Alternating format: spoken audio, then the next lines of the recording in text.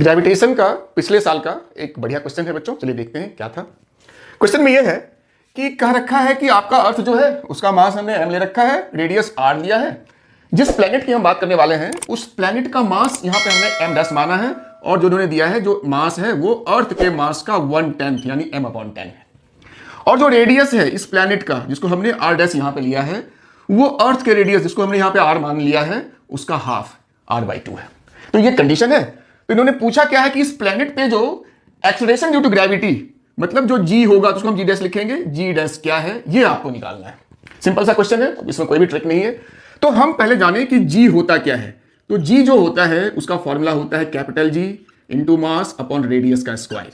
और अगर हम अर्थ की बात करें तो 9.8 मीटर पर सेकेंड स्क्वायर ये g की वैल्यू होती है।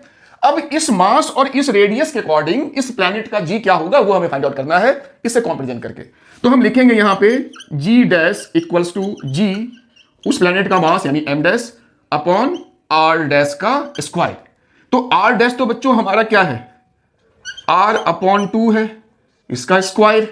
तो देखो ये हो गया g तो हमने g लिखा, m' है मेरा m/10 और यहां पे मेरा बचा r² और नीचे ये 2 का स्क्वायर 4 होगा, इसको हम लेके चले गए ऊपर।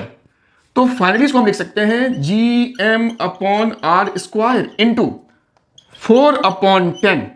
तो 4/10 को अगर हम सॉल्व करें तो ये हो जाएगा 2/5।